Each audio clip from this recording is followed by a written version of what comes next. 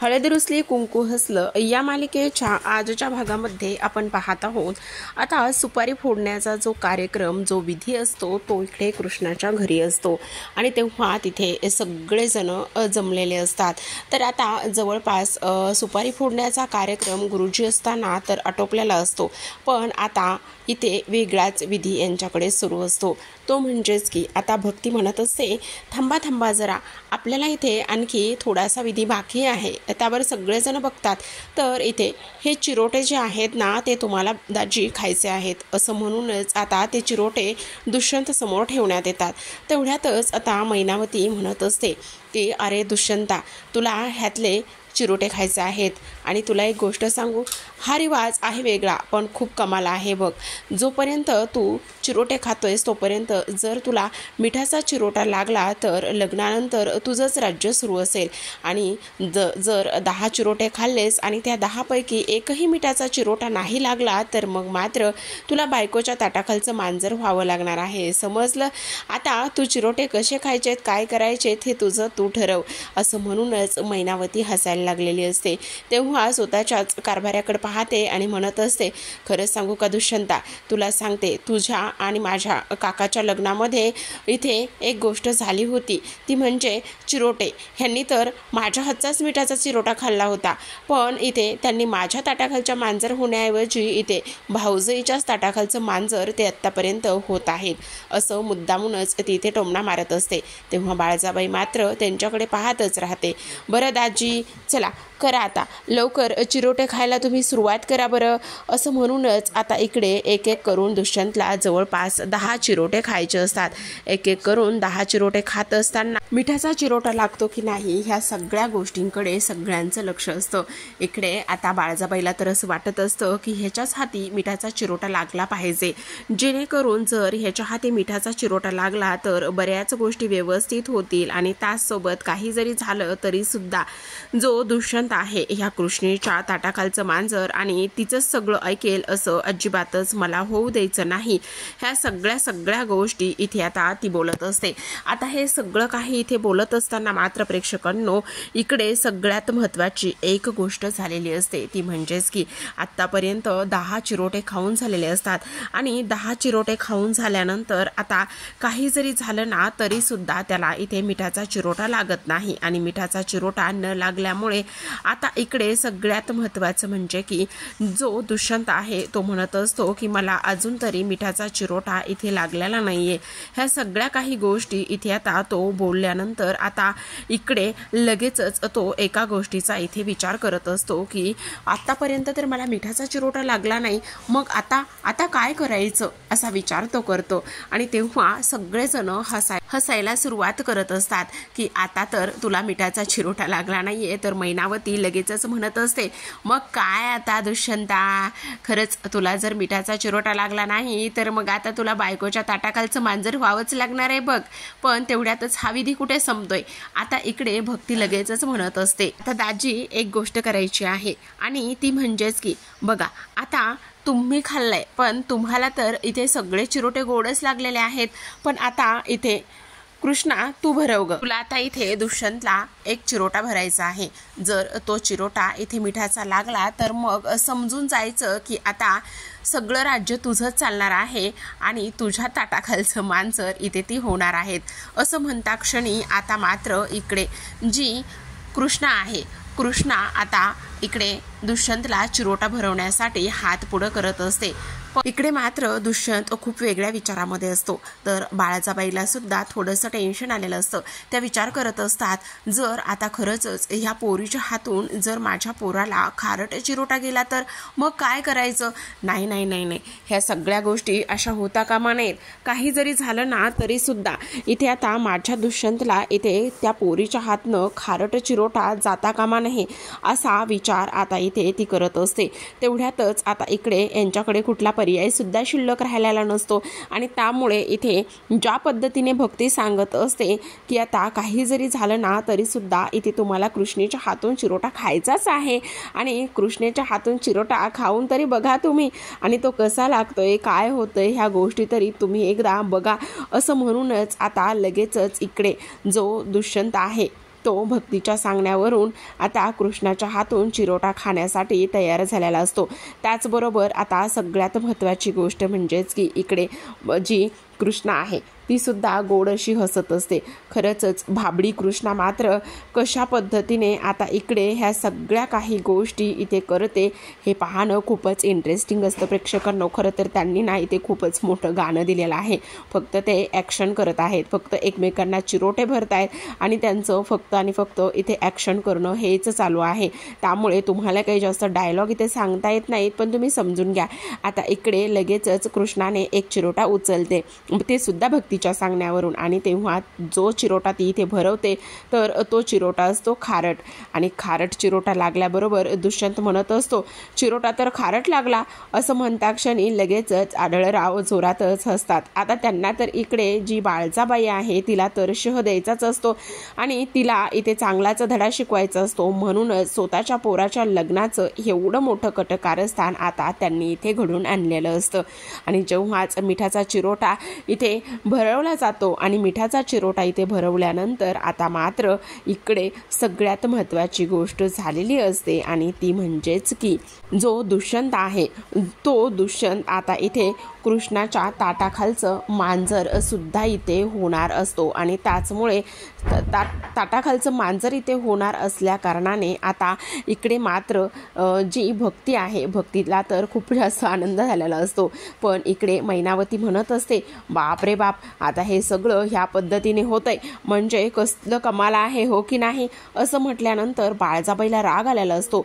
पण इकडे दुष्यंत सुद्धा थोडासा टेन्शनमध्ये असतो, इकडे तो विचार करत असतो की हे सगळं असंच असतंय का।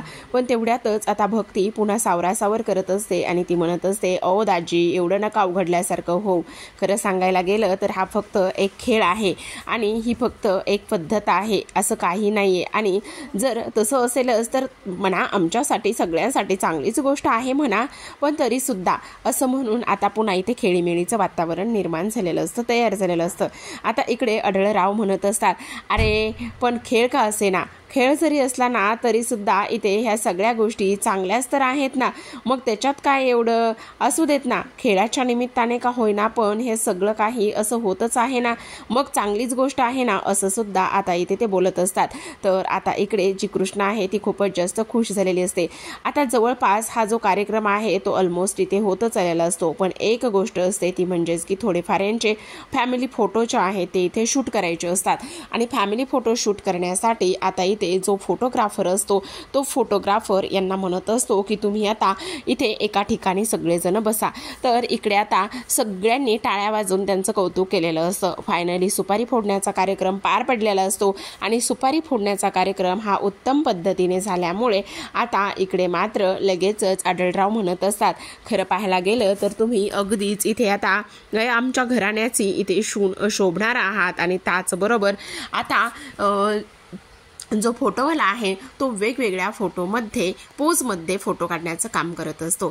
तेवढ्यातच आता ह्या दोघांना तिथे असलेल्या एका छोट्या बेडवरती बसवण्यात येतं, आणि त्या बेडवरती इथे बसवल्यानंतर आता लगेचच जो दुष्यंत आहे तो दुष्यंत मात्र इकडे बाळजाबाईच्या बाजूला असतो, आणि बाळजाबाई ते दोघं शेजारी शेजारी असतात। पण तेवढ्यातच आता इकडे जो फोटोवाला आहे तो फोटोग्राफर म्हणत असतो मी एक बोलू का, त्यावर सगळेजण म्हणतात हां बोला ना, का काय झालेलं आहे, म्हणजे काय आहे ना, मला असं वाटतंय की आता दुष्यंत सरकारांच्या बाजूला नवीन मालकीनबाईला तुम्ही बसवलं तर म्हणजे मला फोटो काढता येतील व्यवस्थित, असं म्हटल्यानंतर आता लगेचच इकडे जी कृष्णा आहे तिला तिथे बसवण्यात येतं। इकडे बाळजाबाईला उठवण्यासाठी आढळराव म्हणत असतात हो तुम्ही जरा उठताय का, बसू द्या, नव्या मालकीनबाईला त्याच्या बाजूला बसू द्या, कारण आता तो त्याचा मान आहे, तिचा मान आहे दुष्यंतच्या बाजूला बसण्याचा, आणि त्यामुळे आता इकडे लगेचच बाळजाबाईला राग आलेला असतो। त्या खूपच रागाने इकडे पाहत असतात, पण शेवटी त्यांच्याकडे सुद्धा पर्याय शिल्लक राहिलेला नसतो।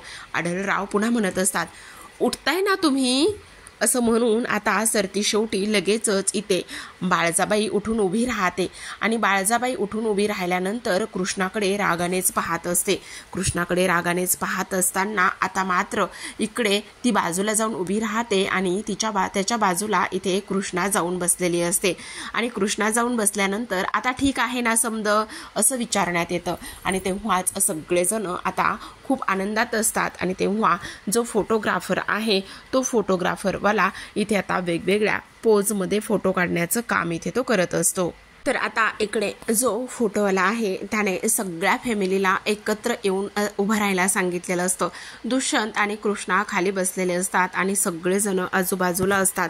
आणि तेव्हा आता लगेचच इकडे आता सगळेजण विचारतायत आता ठीक आहे ना. आणि तेव्हा फोटोवाला म्हणत असतो हो आता एकदम परफेक्ट आहे आणि लगेचच तो फोटो क्लिक करत असतो. इथे सुद्धा त्यांनी बराच वेळ गाणंच लावलेलं होतं. तर आता हे सुपारी फोडण्याचा कार्यक्रम वगैरे तर झालेला असतो. आणि सुपारी फोडण्याचा कार्यक्रम वगैरे झाल्यानंतर आता इकडे जो दुष्यंत आहे दुष्यंत आता त्याच्या खोलीमध्ये बेडरूममध्ये असतो. तेव्हा गौतमी मात्र त्याला सतत फोन करत असते. गौतमी म्हणजे पूजा. आणि फोन केल्यानंतर आता इथे तो म्हणत असतो एकतर मला चीट केलेला आहे, मला फसवलंय, मला धोका दिलाय आणि आता मला वरून ही सतत का बरं फोन करत आहे, काय गरज आहे फोन करण्याची. तेवढ्यातच आता चार्लीचा दुष्यंतला फोन आलेला असतो. आणि तेव्हा दुष्यंत म्हणत असतो हा चार्ली बोल. त्यावर आता चार्ली म्हणत असतो अरे तू काय चाललेला आहे, तू कुठे आहेस आणि त्याचबरोबर हे सगळं काय आहे. आणि सगळ्यात महत्त्वाची गोष्ट म्हणजेच की तू गावाला गेलायस ते तिकडचाच झालायस. अरे काही फोन नाही, मेसेज नाही, काहीच नाही. तेव्हा दुष्यंत म्हणतो हे बघ चार्ली प्लीज आत्ता मला तुझ्याशी बोलण्यामध्ये काहीच इंटरेस्ट नाही आहे किंवा माझा मूडसुद्धा आत्ता व्यवस्थित नाही आहे. मला आता थोडीशी काळजी आणि थोडंसं टेन्शन आहे.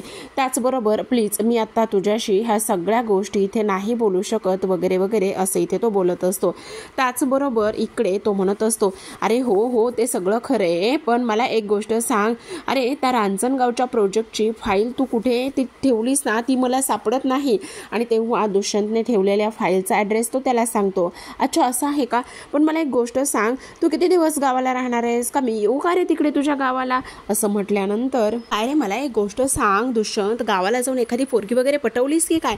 ए गप्पा बस रे उगाच काही काय बोलतोयस. पण मला एक गोष्ट सांग मग तुझं गावाचं नाव वगैरे काय आहे रे. माझ्या गावाचं नाव परडी आहे. आता काही इकडचं सगळं तुला क्लायमेट वगैरे सगळं काही इन डिटेलमध्ये सांगत बसू का.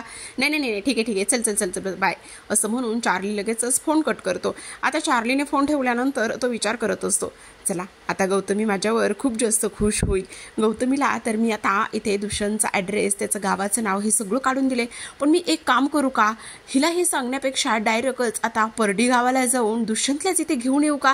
म्हणजे कसं आहे ना इथे मला तिला गोड सरप्राईज देता येईल आणि गोड सरप्राईज दिल्यानंतर तिला माझं तिच्यावर असलेलं प्रेमसुद्धा कळेल. असं इथे आता चार्ली स्वतःशीच बोलत असतो. इकडे दुष्यंतला खूप जास्त इरिटेट होत असतं.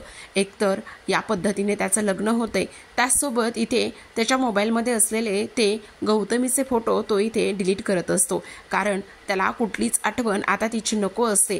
तिने त्याला चीट केलेलं असतं, धोका दिलेला असतो आणि म्हणूनच तो ह्या सगळ्या गोष्टी आता इथे करत असतो. तर आपण इकडे दुसऱ्या बाजूला पाहतो की आता सुपारी फोडण्याचा कार्यक्रम झालेला असतो. आणि तेव्हा कृष्णाच्या आयुष्यामध्ये असलेली सगळ्यात महत्त्वाची व्यक्ती म्हणजेच तिचे बाबा ते तिला सोडून गेलेले असतात. आणि ती त्यांच्या फोटोसमोर आज उभी असते. डोळ्यामध्ये अश्रू दाटून आलेले असतात. ती म्हणत असते सांगू का बा, आज तू असायला हवा होतास बघ. आज तुझ्या या कृष्णेचं लग्न ठरलंय. आज तुला सांगू सुपारी फोडण्याचा कार्यक्रम झालाय. पण माणसं खूप चांगली आहेत बघ. त्या पोराला ना मी एक अट घातली. आता लगीन जरी झालं ना तरीसुद्धा जे आपल्यावर कर्ज आहे ना ते मी फेडणार बघ आणि मीच फेडील बघ ते कर्ज. असं इथे ती बोलते. आता ह्या सगळ्या गोष्टी इथे बोलत असताना डोळ्यात पाणी असतं. तर भक्ती तिच्या पाठी उभी असते. पण बा एक सांगू का रे तुला, आज तू असायला हवा होतास रे. आज तुझ्या ह्या कृष्णाच्या हातावर उद्या मेहंदी लागणार आहे, परवा लगीन हळद आहे आणि मग लगीन आहे. बघ ना रे बा, तू आशीर्वाद द्यायला असायला हवा होतास रे. असं म्हणून रडायला लागलेली असते. कोण कुठली मी पोर, तू त्या पोरीला इथे घरात आणलंस, तिला आधार दिलास, तिला आसरा दिलायस आणि आज तिच्या आयुष्यामध्ये एवढा मोठा आनंद आलेला आहे. पण ते पाहायलाच तू इथे नाहीस रे बा. खरंच मला तुझी खूप आठवण येते बघ बा. पण तू काळजी करू नकोस, मी जसं तुला वचन दिलंय ना की इथे पूजीचं लग्न मी लावून देईन म्हणून, तसंच मी पूजीचं लगीन नक्की लावून देईल बघ. तिला जो पोरगा आवडतो ना, तिला जो पोरगा पसंत आहे ना, त्या पोरासोबतच एकदा का ती आली ना तर तिला विचारून तिचं लगीन मी लावून देईन आणि माझं कर्तव्य मी पार पाडेल बघ. तुझं कर्तव्य होतं ना ते बा, तू ते माझ्यावर सगळं सोपवून गेला होतास ना, मग मी सगळं काही हे अशाच पद्धतीने करेल असं आता कृष्णा तिच्या बापांसमोर उभी राहून फोटोसमोर बोलत असते. इकडे आता सगळं काही झाल्यानंतर ही लोक घरी आलेले असतात. घरी आल्यानंतर समोर बॅनर असतं, बाजूला कृष्णा दुष्यंतचे फोटो असतात, तर बाळजाबाईचा फोटो असतो आणि इथे शब्दाला इथे जागली आहे असं त्याच्यावरती काहीसं लिहिलेलं असतं. आणि हे सगळं जण आता इथे मैनावती आणि ते पाहत असतात. शब्दाला जागल्या, कायद्याने वागल्या, केली वचनपूर्ती असं लिहिलेलं असतं. आणि तेव्हा हे सगळेजण ऐकत असतात. हे सगळेजण ह्या सगळ्या गोष्टी ऐकत असताना आता मात्र इकडे ती बोलत असते, ती म्हणजेच की मैनावती म्हणत असते, अगो बाई बाई बाई बाई, खरंच बोलायचं आता तुम्हाला की इथे तुम्ही दिलेल्या वचनाला जागलेला आहात आणि इथे तुमची सून आता इथे येणार आहे. आणि त्याचबरोबर एकदा का तुमची सून इथे घरात आली की मग बघा आता काय काय होतंय आणि काय काय नाही ते. मैनावती म्हणत असते, काय आहे ना, आज वहिनीसाहेब मेहंदीचा कार्यक्रम आहे, मग तुम्ही सुद्धा जरा हातभर मेहंदी काढून घेता का? काय आहे ना, घरात लग्न आहे आणि ते सुद्धा तुमच्या लाडक्या मुलाचं लग्न आहे. तेवढ्यातच आता बाळजाबाईला राग येतो, कारण मैनावतीबाई खूपच जास्त चुरू बोलत असतात. चुरू बोलत असताना ती तिचा हात पकडते आणि जोरातच दाबते. ती म्हणत असते, जेवढी कुवत आहे ना त्या कुवतीप्रमाणेच बोलायचं, जेवढी कुवत आहे तेवढंच सगळं काही बोलायचं, समजलं तुला? जास्त बोललीस ना तर जीभ काढून हातामध्ये देईल आणि जीभ ते चुरू करते ना, त्या जिभेला जसा हात लाल करते ना तसं त्या जिभेचं सुद्धा काहीतरी करेल, समजलं? आणि अजिबात असं काही होणार नाही. एकदा का ती कृष्णी, एकदा का ह्या आमच्या घरामध्ये एकदा उंबरा ओलांडून येऊ दे. तिला वाटत असेल की ती इथे दुष्यंतची बायको होणार आहे, बाळजाबाईची सून होणार आहे आणि मिरवत असेल, पण तिला एकदा घरात येऊ दे. घरात आल्यावर तिला चांगलाच इंगामी दाखवणार आहे. भाऊजी, तुम्हाला एक गोष्ट सांगू का? हे लगीन काही आनंदाचं नाही आहे. माझ्या चेहऱ्यावरती खोटं हसं ठेवून मला वावरावं लागतंय. माझ्या दुसऱ्यांचं आयुष्य इथे पणाला लागलेलं आहे. आत किती घुसमट होती माझी हे तुम्हासनी नाही कळणार. हा दिखावा, हा आनंद फक्त लगीन होईपर्यंत. एकदा का ही कृष्णी उंबरा ओलांडून घरात आली की मग तिचा वनवास सुरू झाला म्हणूनच समजायचं. माहिती सुद्धा नाहीये तिच्या आयुष्यामध्ये मी काय लिहून ठेवले ते.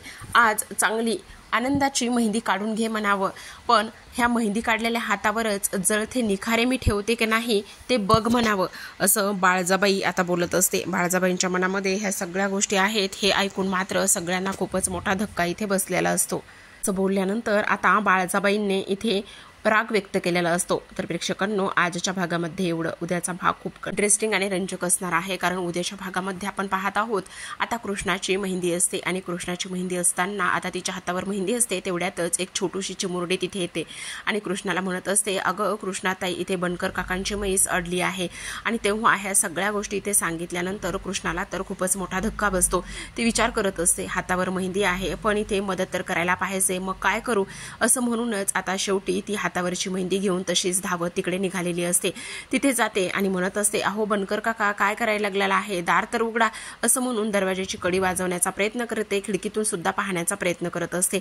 मागे वळून पाहते तर समोर 2 गुंड आलेले असतात आणि समोर 2 गुंड आल्यानंतर इथे ती त्यांच्याकडे पाहते आणि पाहिल्याच्या नंतर लगेचच तिला ते त्याच खोलीमध्ये आतमध्ये डांबून ठेवत असतात. आणि तेव्हा तिथे आलेला असतो तो म्हणजेच की जयकांतने पूर्ण तोंडाला पॅक केलेला असतो आणि जयकांतने पूर्ण तोंडाला पॅक केल्यानंतर तो आता तिच्या अंगचटीला जाण्याचा प्रयत्न करत असतो, जवळ जाण्याचा प्रयत्न करत असतो. तेव्हाच मात्र इकडे कृष्णा वाचवा म्हणून आरडाओरडा करत असते. हाताला लागलेली मेहंदी असते, ओलीच असते आणि तेव्हा इकडे जो जयकांत आहे तो तिच्यावरती जबरदस्ती करतो. पण जेव्हाच कृष्णा इथे कुठल्या तरी संकटात आहे ही गोष्ट जेव्हा इथे दुष्यंतला समजते तेव्हा तो धावतच येतो आणि धावतच आल्यानंतर इकडे आता कृष्णाचा जीव इथे तो वाचवण्याचं काम करत असतो. कृष्णा मात्र धावतच जाते आणि धावतच गेल्यानंतर आता लगेच दुष्यंतला घट्ट मिठी मारत असते. तर प्रेक्षकांनो, इथून पुढे ह्या दोघांचं नातं कसे असेल? आता इथे दुष्यंतने कृष्णाला जयकांतच्या तावडीतून तर वाचवलेलं असतं, पण तो जयकांतच आहे ही गोष्ट समोर येईल का हे पाहूयात येणाऱ्या पुढील काही भागामध्ये. तोपर्यंत पाहत रहा हळद रुसली कुंकू हसलं.